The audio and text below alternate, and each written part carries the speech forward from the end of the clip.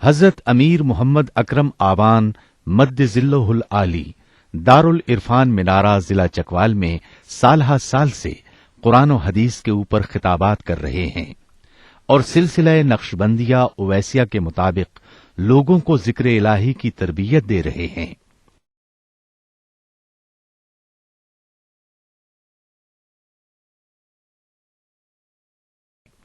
وہ قرآن پاک کی تفسیر ترتیب وار بیان کر رہے ہیں۔ تفسیر قرآن کو وہ موجودہ ملکی اور بین الاقوامی حالات کے مطابق بیان کرتے ہیں۔ موٹر وے سے کلر کہار کے انٹرچینج سے نکلتے ہوئے کلر کہار کی جھیل سے ہوتے ہوئے میانی، بوچھال اور نور پور سے گزرتے ہوئے دارالعرفان منارہ پہنچ سکتے ہیں۔ حضرت امیر محمد اکرم آوان نے بچیوں اور بچوں کی دینی اور دنیاوی تعلیم کے لیے سقارہ اکیڈمی کے نام سے ایک درسگاہ بھی قائم کی ہے۔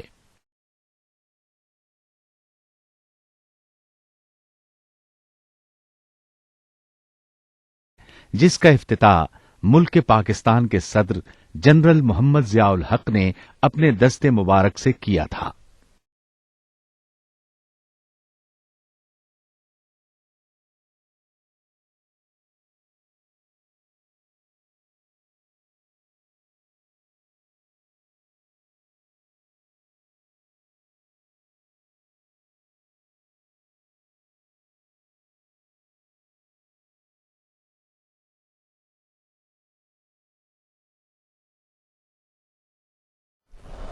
الحمد للہ رب العالمین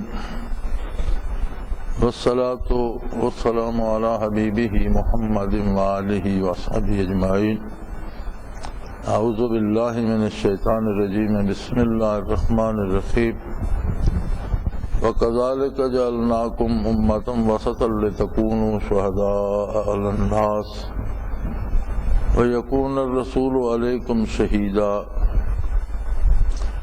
وَمَا جَعَلْنَا الْقِبْلَةَ الَّتِي كُنْتَ عَلَيْهَا إِلَّا لِنَعْلَمَ مَن يَتَّبِعُ الرَّسُولَ مِمَّن يَنقَلِبُ عَلَىٰ عَقِبَيْهِ وَإِن كَانَتْ لَكَبِيرَةً إِلَّا عَلَى الَّذِينَ هَدَى اللَّهُ وَمَا كَانَ اللَّهُ لِيُضِيعَ إِيمَانَكُمْ إِنَّ اللَّهَ بِالنَّاسِ لَرَءُوفٌ رَحِيمٌ۔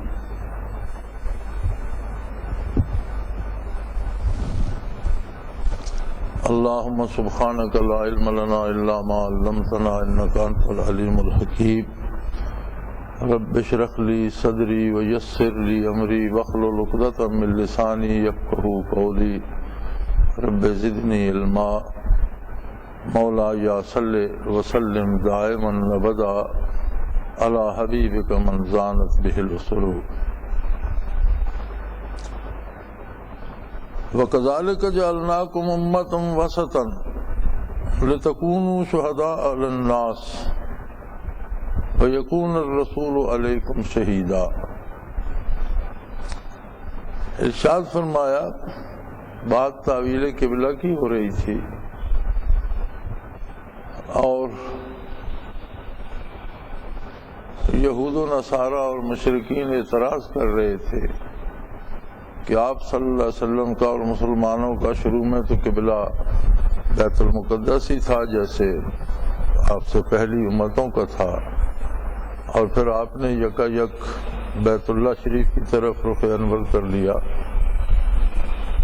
تو اس پر وہ معترض تھے، جیسا پہلے گزر چکا۔ تو ارشاد باری ہوتا ہے، پہلا جواب تھا حاکمانہ، جس میں یہ بتایا گیا کہ مشرق و مغرب سب اللہ کے ہیں اور جہاں وہ چاہے مقرر فرما دے۔ یہاں فرمایا کہ اس طرح ہم نے تم کو ایک ایسی جماعت بنایا ہے اے مسلمانوں جو ہر لحاظ سے اعتدال پر ہے، انتہا پسندی اسلام میں نہیں ہے، اسلام اعتدال ہے۔ جب ہم دوسرے مذاہب کا مطالعہ کرتے ہیں تو پتہ چلتا ہے کہ کہیں نیکی اور پارسائی کے لیے عمر بھر مجرد رہنا شرط ہے، شادی نہ کی جائے، ایک انتہا ہے۔ کہیں یہ شرط ہے کہ بھوکا پیاسا رہا جائے، یہ بھی انتہا ہے۔ کہیں یہ شرط ہے کہ انسانوں سے میل جول چھوڑ کر گوشہ نشین ہو جائے، انتہا پسندی ہے۔ کہیں نیکی کی یہ شرط ہے کہ آبادیاں چھوڑ کر جنگلوں میں نکل جائے، یہ بھی انتہا پسندی ہے۔ لیکن اسلام میں کہیں کوئی انتہا پسندی نہیں، بلکہ ہر شعبہ زندگی میں اعتدال ہے۔ عبادات میں بھی اعتدال ہے۔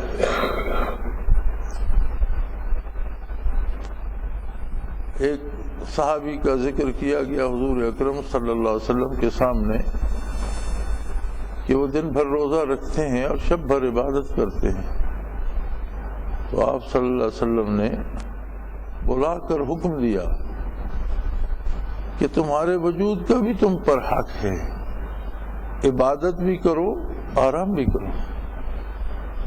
روزہ رکھنا اچھی بات ہے، روزہ بھی رکھو، نفلی روزے اگر رکھتے ہو ضرور رکھو، لیکن ایسا نہیں کہ ہمیشہ روزہ ہی رکھو، روزہ بھی رکھو، افطار بھی کیا کرو، کہ تمہارے بدن کا بھی تم پر حق ہے، تمہاری صحت درست رہے، تمہارے قوا مضبوط رہے، تمہاری سوچ ٹھیک رہے، چونکہ عمل کا مدار جسمانی صحت پر بھی بڑی حد تک ہے۔ فرمایا کذالک جعلناکم امۃ وسطا، تمہیں معتدل امت بنایا ہے، تمہیں اپنی پسند سے کسی انتہا کو اختیار نہیں کرنا، اللہ کے حکم کی اطاعت کرنی ہے۔ اس کا حکم تھا، بیت المقدس قبلہ تھا، آپ ادھر رخ انور کر کے نماز پڑھتے تھے، سارے مسلمان ادھر رخ انور کر کے عبادت کرتے تھے۔ اب قبلہ اللہ نے بیت اللہ کو مقرر کر دیا، بیت اللہ کی اپنی عظمت ہے، بلکہ حضور علیہ الصلوۃ والسلام کی جو نشانیاں پہلی کتابوں میں دی گئی، ان میں ایک یہ نشانی بھی تھی کہ آپ کا قبلہ بیت اللہ شریف ہوگا۔ اور اللہ کریم کا یہ احسان ہے کہ اس نے تمہیں کسی انتہا پہ پابند نہیں کیا، بلکہ تم ہر معاملے میں، لین دین میں، کاروبار میں، معاملات میں، تعلقات میں، اخلاقیات میں ایک مناسب اعتدال پر ہو۔ شریعت مطہرہ کے احکام اور حیات طیبہ جو قرآن کریم کا مجسم مفہوم ہے، آپ صلی اللہ علیہ وسلم کی حیات طیبہ مجسم مفہوم ہے قرآن کریم کا۔ آپ صلی اللہ علیہ وسلم کی زندگی میں ہر طرح سے اعتدال ہے۔ آپ نے شادیاں بھی کی، آپ نے رشتہ داروں کا خیال بھی رکھا، آپ نے بچوں کی پرورش بھی کی، آپ نے بزرگوں کا لحاظ بھی رکھا۔ دنیاوی معاملات میں ہر شعبہ زندگی میں نقوش کف پائے رسول اللہ صلی اللہ علیہ وسلم موجود ہیں، اور ہر کام کو آپ نے اعتدال سے کیا۔ کہیں کمزوری نہیں پائی جاتی معاذ اللہ، اور کہیں شدت نہیں پائی جاتی۔ دین اسلام سارے کا سارا اعتدال پر ہے۔ اور اے مسلمانوں، تمہیں گواہ بنایا ساری انسانیت پر جو تمہارے سامنے ہے، روئے زمین پر جو لوگ بستے ہیں، ان کے کردار پر تمہاری شہادت ہوگی کہ کہاں انہوں نے کمزوریاں دکھائیں اور کہاں انہوں نے شدت دکھائی۔ اسلام میں ہر شعبہ زندگی میں، حتیٰ کہ جہاد میں بھی انتہا پسندی نہیں ہے۔ جہاد کا بھی ایک سبب ہے کہ کہیں ظلم ہو رہا ہے، اسے روکنے کے لیے کیا جاتا ہے۔ تو اگر ظالم ظلم سے رک جائے تو محض لوگوں کو قتل کرنا مقصد نہیں ہے، ایک اعتدال ہے اس میں کہ اگر وہ توبہ کر لیتا ہے یا اس ظلم سے رک جاتا ہے تو وہاں ختم ہو جائے، جہاد ختم ہو جائے گا، تلوار میان میں رکھ دی جائے گی۔ اسی طرح زندگی کے ہر شعبے میں، اور آپ یاد رکھیں جس طرح وجود کی زندگی اعتدال پر ہی قائم رہتی ہے، کوئی خلط یا کوئی چیز بڑھ جائے یا کوئی چیز کم ہو جائے تو بدن بیمار ہو جاتا ہے۔ کسی بھی چیز کی کمی واقع ہوگی بیمار ہو جائے گا، کسی بھی چیز کی زیادتی ہو جائے گی بیمار ہو جائے گا۔ انسانی وجود کی حیات اور صحت و سلامتی اعتدال پر ہے کہ ہر چیز اپنی اپنی حد میں رہے۔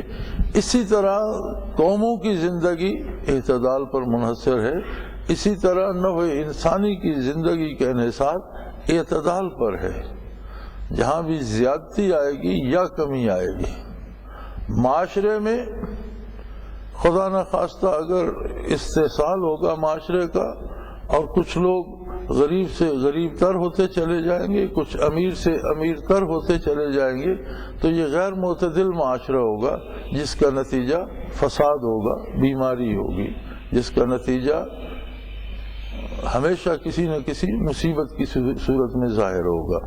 اور اگر اعتدال ہوگا معاشرے میں، ہر ایک کو مساوی حقوق حاصل ہوں گے، جتنی کوئی محنت کرتا ہے اتنی اجرت پا لے گا اور انصاف سے پا لے گا، دوسرے کا حق نہیں مارا جائے گا، تو بے شک ایک زیادہ محنت کر کے زیادہ کما لے، دوسرا تھوڑا کام کرتا ہے تھوڑا کماتا ہے، لیکن اس میں فساد نہیں ہوگا۔ جسے تھوڑا ملتا ہے وہ جانتا ہے کہ میں نے کام تھوڑا کیا ہے، جسے زیادہ ملتا ہے وہ جانتا ہے میں نے محنت زیادہ کی ہے۔ اس لیے ان میں اعتدال ہوگا، ان میں رقابت نہیں ہوگی، رفاقت ہوگی۔ لیکن جب معاشرے میں ایسی چیز آ جائے گی کہ کچھ لوگ محنت کرتے رہیں گے انہیں کچھ نہیں ملے گا، کچھ لوگ کچھ بھی نہیں کریں گے اور ان کے حصے کا بھی لوٹ کر لے جائیں گے، تو یہ غیر معتدل معاشرہ ہوگا جس میں خرابیاں پیدا ہوں گی، قتل و غارت ہوگی، چوری ہوگی، حصول زر کے ناجائز طریقے اپنائے جائیں گے۔ اسی طرح اقوام عالم میں بھی دنیا کی آبادی اور دنیا کی صحت کا راز، انسانی برادری کی صحت مندی کا راز اعتدال میں ہے۔ کوئی بھی قوم اگر اپنی حد سے تجاوز کرے گی تو دنیا میں فساد پھیل جائے گا۔ کوئی بھی اپنے آپ کو دوسروں پہ مسلط کرنا چاہے گا تو کوئی ہولناک تباہی لائے گا۔ کسی کو اتنا دبا دیا جائے گا کہ اسے حد سے گرا دیا جائے تو نتیجہ ہمیشہ الٹ نکلے گا، اور کبھی طاقت اور زور سے انصاف قائم نہیں ہوتا۔ انصاف ہمیشہ عدل سے قائم ہوتا ہے، کیونکہ ظلم کی ضد عدل ہے۔ ظلم کی ضد طاقت نہیں ہے کہ ایک شخص ظلم کر رہا ہے اسے کوئی طاقتور چاہیے، اسے عدل اس کا مقابلہ۔ جس طرح اندھیرے کی ضد روشنی ہے، اندھیرا روشنی لانے سے جائے گا۔ آپ اس پہ توپیں داغتے رہیں یا اس پہ لڑائی کرتے رہیں تو اس سے اندھیرے کی صحت پر کوئی فرق نہیں پڑے گا۔ ہاں روشنی ہوگی تو ظلمت چلی جائے گی۔ اسی طرح عدل ہوگا، ظلم رخصت ہو جائے گا معاشرے سے۔ اعتدال یہ ہے کہ ہر شخص کو اس کی ضرورت کی چیز، اس کی حیثیت، اس کی ضرورت اور اس کی محنت کے مطابق مل جائے۔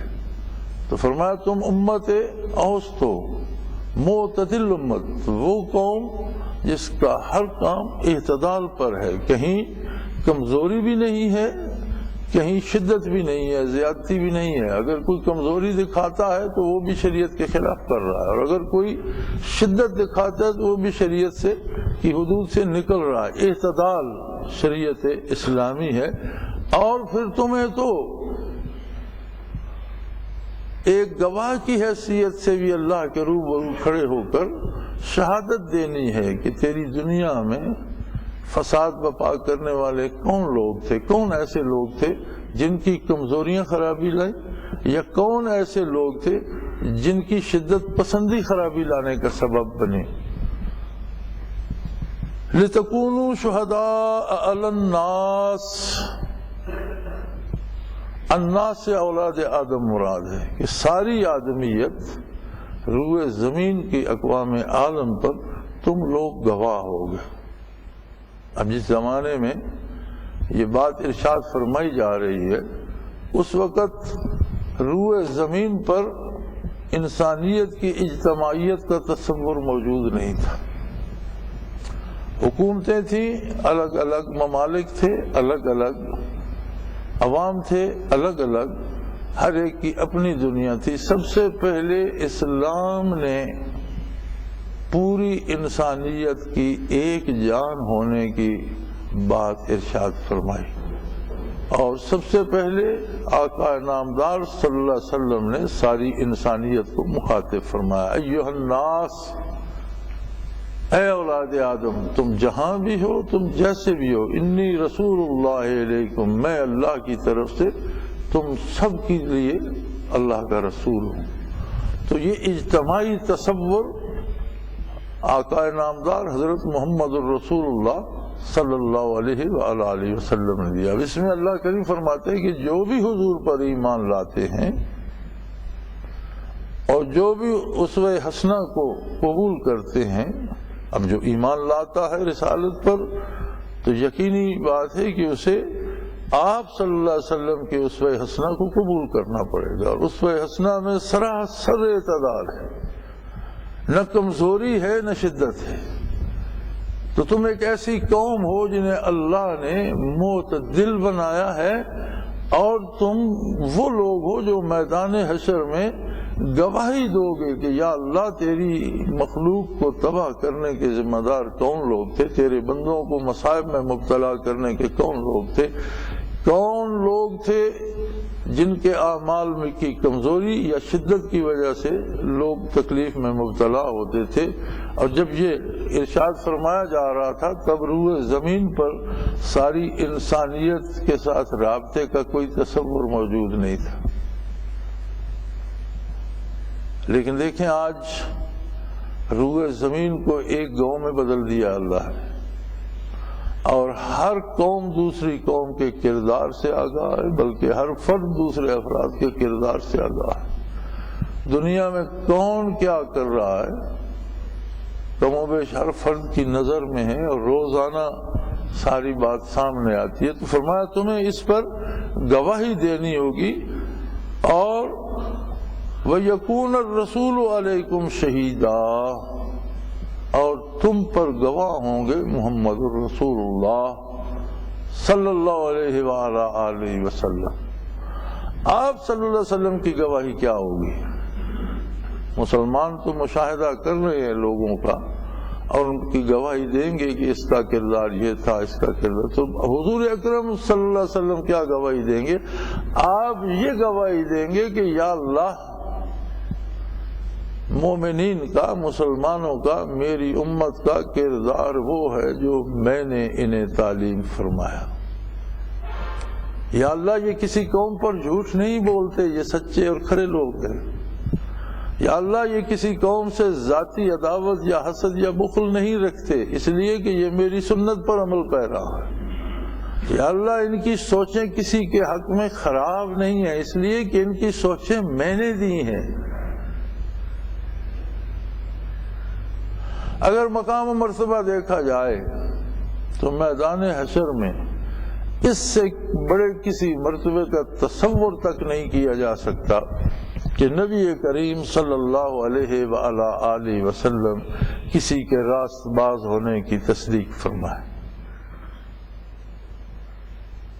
اور دوسری طرف دیکھا جائے تو زندگی کے جتنے دن نصیب ہوئے ہیں ان میں سب سے اہم ذمہ داری یہ ہے کہ کہیں ہم ایسے نہ ہو جائیں کہ حضور انکار فرما دیں کہ یا اللہ اس بندے کا ذمہ دار میں نہیں ہوں، اس کی گواہی میں نہیں دوں گا۔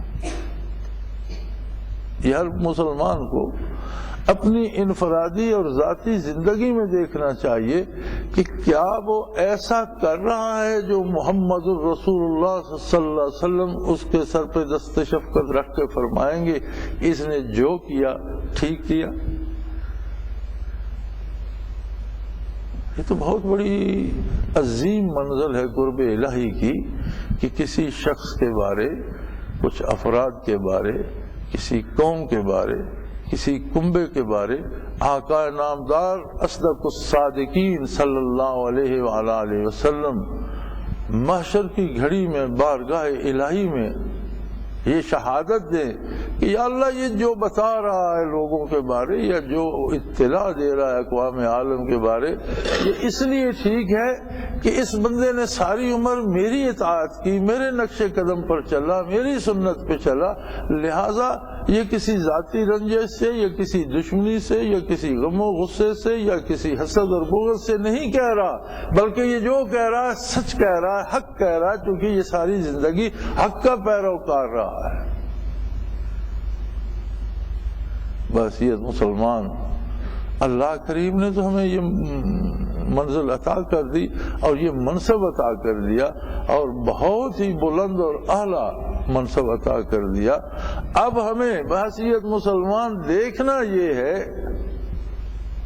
کہ کیا واقعی ہم ایسے ہیں کہ حضور اکرم صلی اللہ علیہ وسلم ہمارے حق میں گواہی دیں گے؟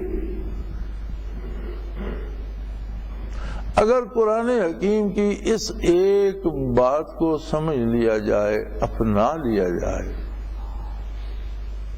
تو کوئی مصیبت نہیں رہتی، کوئی دکھ نہیں رہتا، کوئی تکلیف نہیں رہتی، اور کوئی پریشانی نہیں رہتی۔ اس لیے اسی کو صوفیاء فنا فی الرسول کہتے ہیں۔ فنا فی الرسول اہل اللہ میں ایک مقام و مرتبہ ہے، اس کے مشاہدے یا کشف کی بات الگ ہے کہ اس میں کشفن یا مشاہدے میں کیا نظر آتا ہے یا کیا ہوتا ہے، میں اس موضوع کی طرف نہیں آ رہا، لیکن یہ بات اس میں ضروری ہے کہ اس کی حرکات و سکنات اس کی اپنی نہ ہوں، وہ ہوں جن کا حکم محمد الرسول اللہ صلی اللہ علیہ وسلم نے دیا۔ آپ صلی اللہ علیہ وسلم کی ذات کے سامنے، آپ کے ارشادات کے سامنے اس شخص کی اپنی رائے فنا ہو جائے، اسے فنا فی الرسول کہتے ہیں۔ اور کسی کو فنا فی الرسول نصیب ہو جائے، اب اس سے بڑی کیا بات ہو سکتی۔ تو فرمایا کذالک جعلناکم امۃ وسطا لتکونوا شہداء علی الناس، ہم نے تمہیں امت اوسط بنایا ہے، تمہارا سارا کردار اوسط ہے، معتدل ہے، اس میں نہ کمی ہے نہ بیشی ہے، اور اس لیے بنایا ہے کہ اقوام عالم پر روز محشر تم گواہی دو کہ یا اللہ انہوں نے یہاں زیادتیاں کی۔ وَيَكُونَ الرَّسُولُ علیکم شہیدا، اور تم پر گواہی دیں آقا نامدار صلی اللہ علیہ وسلم۔ یہ نہ ہو کفار تو کہہ دیں گے کہ یا اللہ یہ تو دنیا میں بھی ہمارے ساتھ دشمنی کرتا تھا، اب بھی ہماری دشمنی میں گواہی دے رہا ہے، یہ دنیا میں بھی ہمیں اچھا نہیں سمجھتا تھا، اب میدان حشر میں بھی ہمارے خلاف بنا ہوا ہے، تو پھر تمہارا ثبوت کیا ہوگا کہ تم سچ کہہ رہے ہو؟ تمہارا ثبوت یہ ہوگا کہ تمہارے پیغمبر، تمہارے نبی، تمہارے رسول آقا نامدار صلی اللہ علیہ وسلم فرمائیں گے نہیں اے اللہ ایسا نہیں ہے، یہ میرا متبع ہے، میرا غلام ہے، اور میرے فرمائے ہوئے احکام پر عمل کر کے اس نے زندگی بسر کی ہے، اس کے دل میں میری محبت کے دریا موجزن ہیں، اس کے اعضاء و جوارے میری سنت پر عمل پیرا رہے، اس کی پیشانی تیرے سجدوں سے منور رہی، اس کا دل تیری یادوں سے آباد رہا، اس نے زندگی کسی انتہا پسندی میں نہیں گزاری، بلکہ اس نے زندگی اتباع سنت میں اور تیری اطاعت میں گزاری۔ جہاں تو نے تلوار اٹھانے کا حکم دیا اس نے تلوار اٹھائی، جہاں تو نے سر جھکانے کا حکم دیا وہاں اس نے سر جھکا دیا، جہاں تو نے صدقہ کرنے کا حکم دیا وہاں اس نے صدقہ رکھا، تو نے کھانے کی اجازت دی اس نے کھانا کھایا، تو نے روزے کا حکم دے دیا یہ روزہ دار بن گیا۔ یہ تو تیرا بندہ ہے اور میرا متبع ہے، یہ کیوں جھوٹ بولے گا؟ ہمیں اپنے کردار میں یہ تلاش کرنا پڑے گا، اللہ ہمیں اس کی توفیق دے، اور جہاں جہاں کمی ہے اس کی اصلاح کی توفیق بھی عطا فرمائے کہ ابھی وقت ہے، جب تک سانس باقی ہے تب تک آس ہے کہ مثبت تبدیلی اختیار کی جائے۔ پھر فرمایا جہاں تک تحویل قبلہ کا تعلق ہے تو اس میں بہت سی حکمتیں تھیں۔ ایک حکمت یہ بھی تھی وَمَا جَعَلْنَا الْقِبْلَةَ الَّتِي كُنْتَ عَلَيْهَا إِلَّا لِنَعْلَمَ مَن يَتَّبِعُ الرَّسُولَ مِمَّن يَنقَلِبُ عَلَىٰ عَقِبَيْهِ۔ لوگ عادی تھے مدتوں سے بیت المقدس کو قبلہ مانے ہوئے تھے، اب اسی عادت گزشتہ کے مطابق جب نبی کریم صلی اللہ علیہ وسلم نے بھی ادھر رخ انور کر کے نمازیں ادا کی تو لوگ ساتھ شامل ہو گئے. لیکن دیکھنا یہ نہیں ہے کہ لوگ اپنی عادت پہ اصرار کرتے ہیں، دیکھنا یہ ہے کہ محمد الرسول اللہ کی غلامی میں کیسے ہے. اب یہ بیت المقدس کا قبلہ ہونا تو ایک مدتوں سے چلا آ رہا تھا اور لوگ عادی تھے، اور وہی قبلہ یہودیوں کا بھی تھا، وہی عیسائیوں کا بھی تھا، اول مسلمانوں کا بھی وہی تھا. لیکن جب تحویل قبلہ کا حکم آیا اور حکم آیا کہ بیت اللہ کو، حرم کو اپنا قبلہ مقرر کیجئے، تو حضور اکرم صلی اللہ علیہ وسلم نے جب ادھر رخ انور پھیرا تو وہ لوگ جو محض اپنی عادت سے اسے سمجھے ہوئے تھے کہ ہمارے مزاج کے مطابق ہے، جب حضور نے رخ انور ادھر پھیرا تو جنہیں اتباع رسالت جن میں رس بس چکا تھا انہوں نے تو بغیر پوچھے رخ ادھر پھیر دیا، اور جن میں ابھی اپنی عادت پکی تھی کہ پہلے بھی صاحب بھی ٹھیک ہے، وہ مذبذب ہو گئے. تو فرمایا تحویل قبلہ میں ایک حکمت یہ بھی تھی کہ دیکھا جائے، یہ بات سامنے آ جائے، یہ بات ظاہر ہو جائے، من یتبع الرسول، کون محمد الرسول اللہ کا اتباع کرتا ہے، ممن ینقلب علی عقبیہ، اور کون الٹے پاؤں واپس ہو جاتا. زندگی کیا ہے؟ یہی ایک امتحان ہے. ساری زندگی اسی بات کی پرکھ ہوتی ہے کہ ہم کتنا محمد الرسول اللہ صلی اللہ علیہ وسلم کا اتباع کرتے ہیں، اور کہاں سے ہم اتباع رسالت چھوڑ کر ہوائے نفس کے پیچھے چلے جاتے ہیں، اپنے غم و غصے کے پیچھے چلے جاتے ہیں، اپنے ذاتی افکار کے پیچھے چلے جاتے ہیں، اپنی رسومات کے پیچھے چلے جاتے ہیں، اپنے رواجات کے پیچھے چلے جاتے ہیں. یاد رکھیں ہمارے روایات میں اور ہماری رسومات میں بے شمار ایسی چیزیں ہیں جو شرعاً ممنوع نہیں ہیں، لیکن انہیں مباح سمجھنا ایک اور بات ہے. جو چیز شرعاً منع نہیں ہے اسے مباح سمجھنا یا ایسا کرنا ایک اور بات ہے، اور اس کو عبادت سمجھ کر کرنا بدعت بن جاتی ہے. کیونکہ عبادت وہی کام ہے جو حضور اکرم صلی اللہ علیہ وسلم نے جسے عبادت قرار دیا ہے، اور اگر وہ حضور اکرم سے، خلفائے راشدین سے، متقدمین سے، صحابہ کرام سے ثابت نہیں ہے اور اسے ہم ثواب سمجھ کر کرتے ہیں تو بدعت بن جاتی ہے. اور یاد رکھیں ہر بدعت ایک سنت کو گرا کر اپنی جگہ بناتی ہے. سنت وہاں سے اٹھ جاتی ہے جہاں بدعت رکھی جاتی ہے، اور ہر بدعت حضور نے فرمایا جہنم میں ہوگی. ہر بدعت گمراہی ہے. کل بدعۃ ضلالہ وکل ضلالۃ فی النار، او کما قال رسول اللہ صلی اللہ علیہ وسلم. ہر بدعت ایک گمراہی ہے اور ہر گمراہی جہنم میں جائے گی.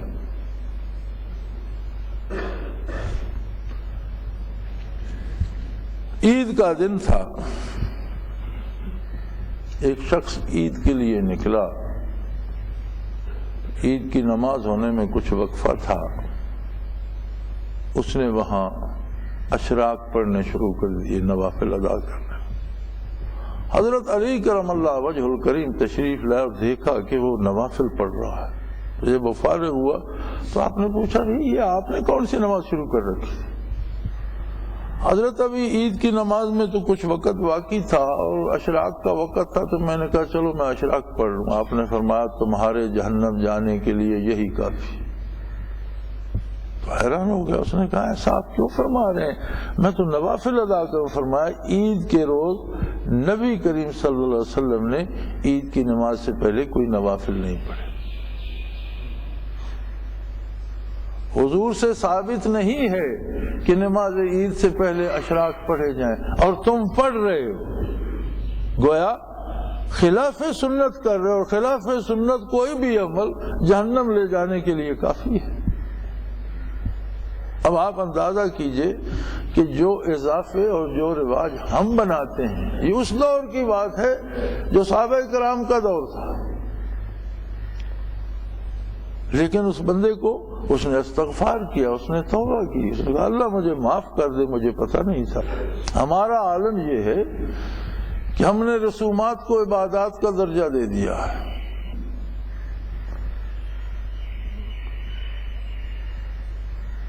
تو فرمایا مقصد یہ ہے، دیکھنا یہ ہے، آزمائش یہ ہے، امتحان یہ ہے، لنعلم من یتبع الرسول ممن ینقلب علی عقبیہ، دیکھنا یہ ہے کہ کون اتباع رسول کرتا ہے۔ بات ختم ہو گئی، کوئی اعتراض، کوئی سوال باقی نہیں۔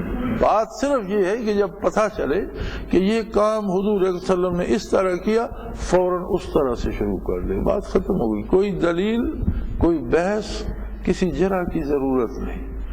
اور جو حضور کے خلاف کسی رواج کو، کسی رسم کو ثابت کرے اور اس پر ڈٹ جائے، تو آپ قرآن حکیم میں دیکھیں کم و بیش جتنے انبیاء کا ذکر ملتا ہے ان سے نہ ماننے والوں نے اور کفار نے یہی کہا تھا کہ ہمارے باپ دادا تو ایسے کرتے تھے، اور آپ چاہتے ہو کہ ہم باپ دادا کی رسومات کو اور ان کی پیروی کو چھوڑ دیں جو صدیوں سے چلی آ رہی ہے، اور ہمارے باپ دادا ایسا کرتے تھے، ہم اسے کیوں چھوڑ دیں؟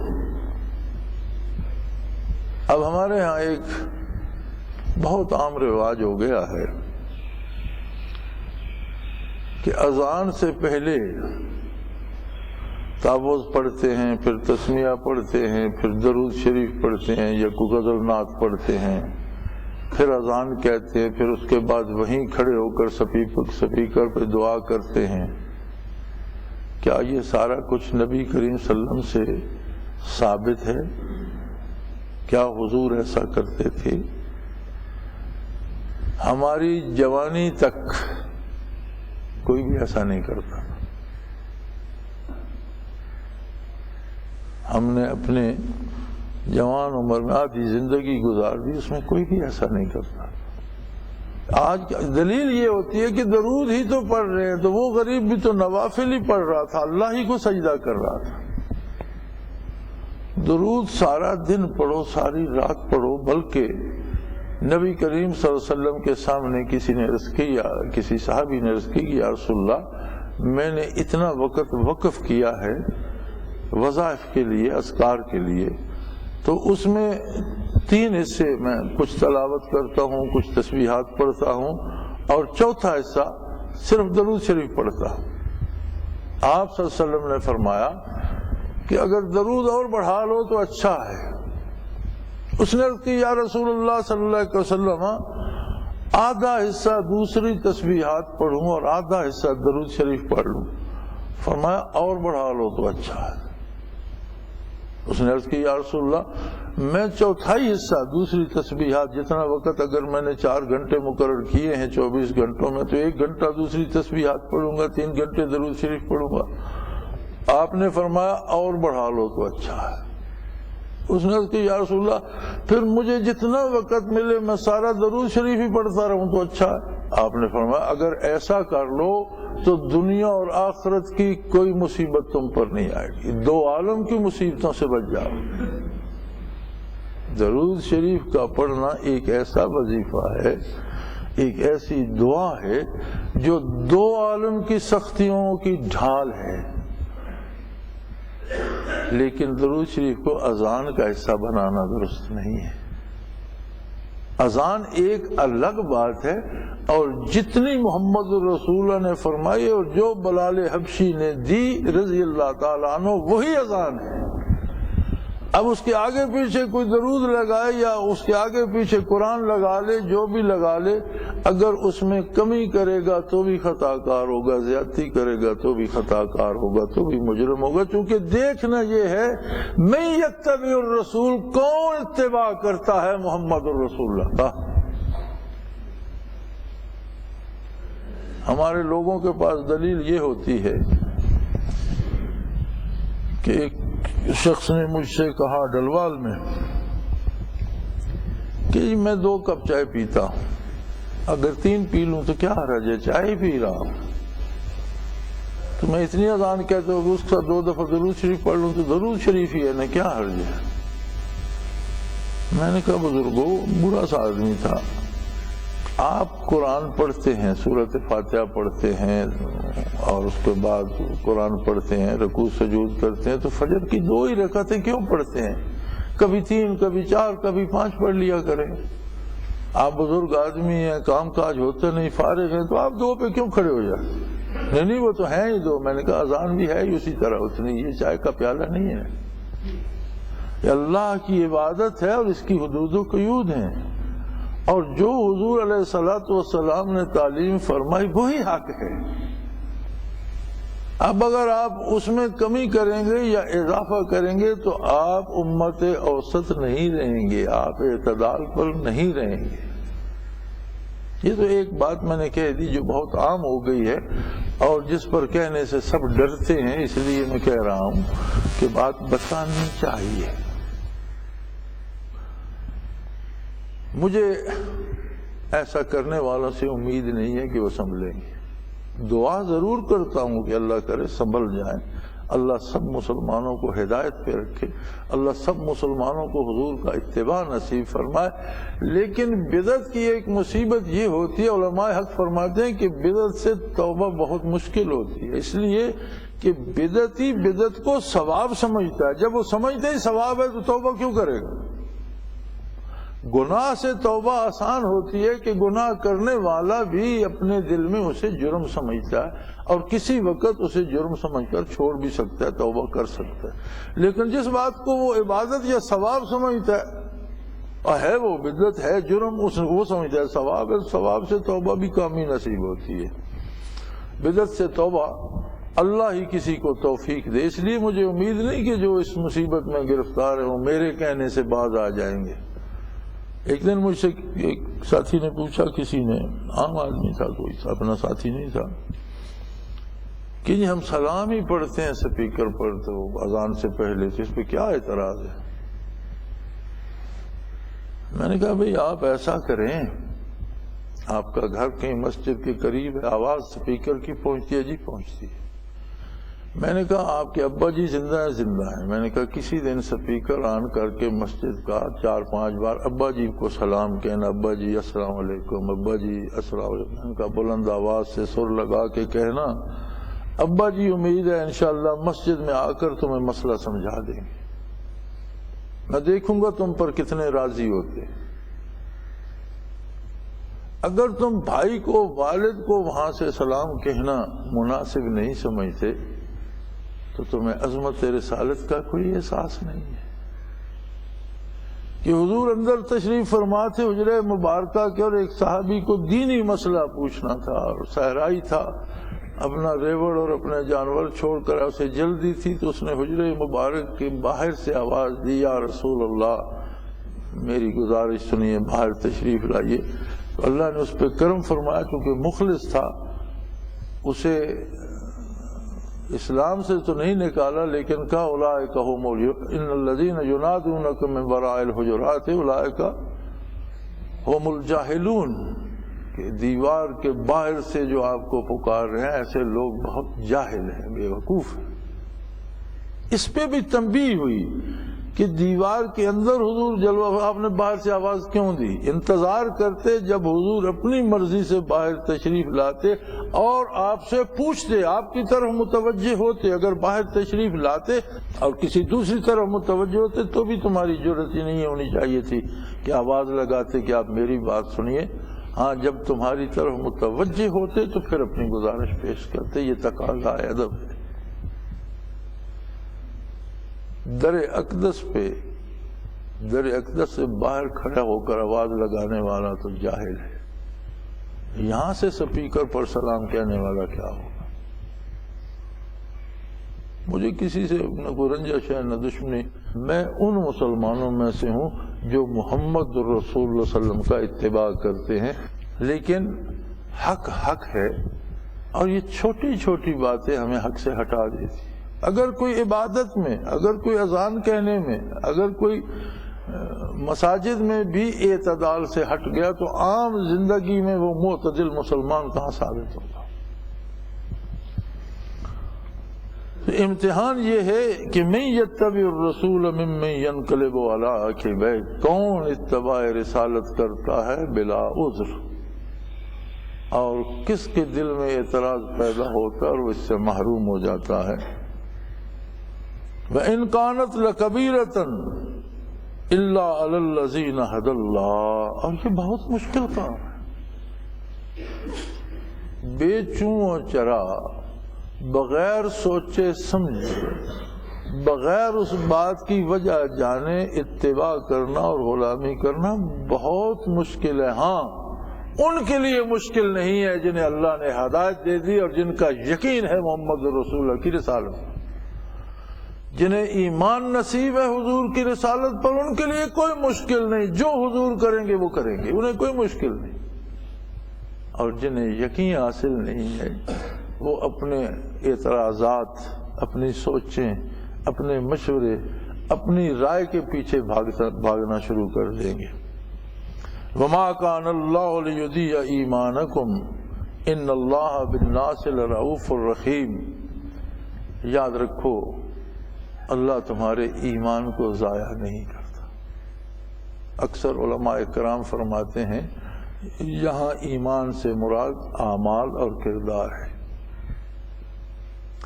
ایمان تو ایک دعویٰ ہے اور ہر دعویٰ ثبوت چاہتا ہے، ہر دعوے کے گواہ ہوتے ہیں. ایمان دعویٰ ہے اور اس کا گواہ ہے ہمارا کردار، ہمارے اعمال.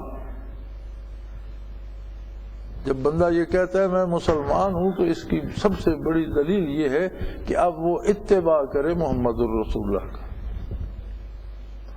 اور اگر اس کی گواہی جھوٹی ہے، وہ اتباع حضور صلی اللہ علیہ وسلم کا نہیں کرتا، کام اپنی مرضی سے کرتا ہے، غلط کام کرتا ہے، کہتا ہے میں مسلمان ہوں، تو اس دعوے کا کوئی اعتبار نہیں.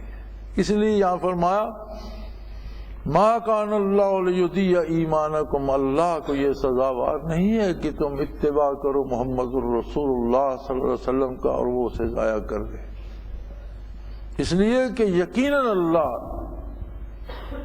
عالم انسانیت کے ساتھ شفیق بھی ہے، مہربان بھی ہے، بہت کرم کرتا ہے. وہ انسان سوچ نہیں سکتا کہ وہ اس کے کتنے عیبوں کو چھپاتا ہے، اس کے کتنے گناہوں کو معاف کرتا ہے. جو نہیں معاف کرتا وہ بھی دوسرے پہ ظاہر نہیں کرتا، اور اس کے گناہوں، اس کے عیوب، اس کی گستاخیوں کے باوجود اس پر نعمتوں کی بارش مسلسل جاری رکھتا ہے. اسے روزی دیتا ہے، صحت دیتا ہے، حواس عطا کرتا ہے، سوچ بچار دیتا ہے. کتنی کتنی دنیا کی نعمتیں اسے وہ دیے جا رہا ہے، اس لیے کہ وہ لوگوں کے ساتھ بہت شفقت کا برتاؤ کرتا ہے. وہ بہت مہربان ہے. لیکن یاد رکھو اس کی مہربانیوں کو رد کرنا سب سے بڑی گستاخی ہے. اور اللہ کی مہربانیوں اور اللہ کی رحمت کو رد کرنے والا کون ہے؟ وہ جو رسول اللہ صلی اللہ علیہ وسلم کے اتباع کو چھوڑ دیتا ہے.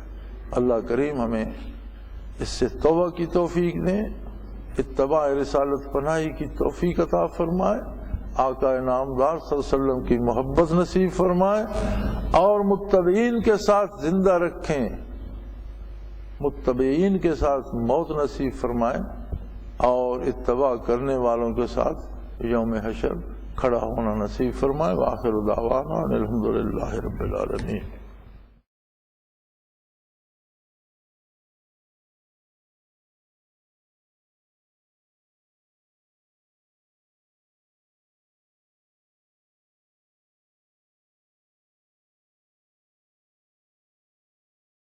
حضرت امیر محمد اکرم آوان مد ذلہ العالی دار العرفان منارہ ضلع چکوال میں سالہ سال سے قرآن و حدیث کے اوپر خطابات کر رہے ہیں اور سلسلہ نقشبندیہ اویسیہ کے مطابق لوگوں کو ذکر الہی کی تربیت دے رہے ہیں.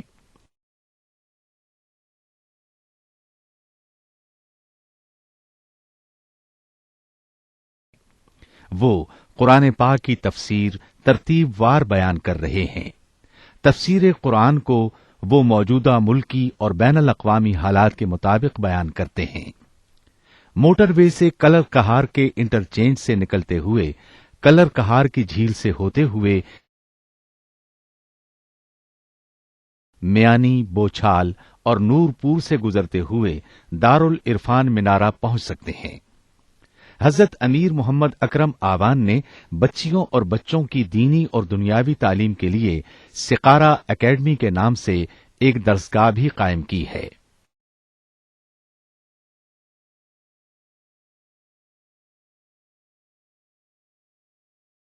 جس کا افتتاح ملک پاکستان کے صدر جنرل محمد ضیاء الحق نے اپنے دست مبارک سے کیا تھا۔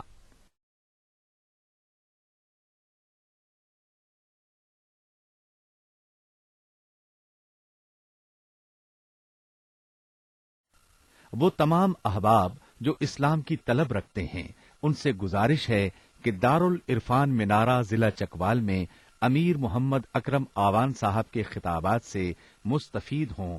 وہ ہر جمعے کو نماز سے پہلے بیان فرماتے ہیں۔ ہر ماہ کی پہلی اتوار کو ماہانہ اجتماع ہوتا ہے، جس میں آپ خصوصی خطاب فرماتے ہیں اور پاکستان کے چاروں صوبوں سے احباب اس اجتماع میں شرکت کرتے ہیں۔ اس کے علاوہ یہاں سال میں 2 مرکزی اجتماعات بھی ہوتے ہیں، ایک رمضان المبارک میں اعتکاف کا اجتماع اور دوسرا جولائی اور اگست میں 40 دن کا اجتماع ہوتا ہے، جس میں روحانی تربیت کی جاتی ہے۔ اپنا خون سیماب دے کر اتنا ہم کر جائیں گے، نام آقا کا چمن میں پھر رقم کر جائیں گے۔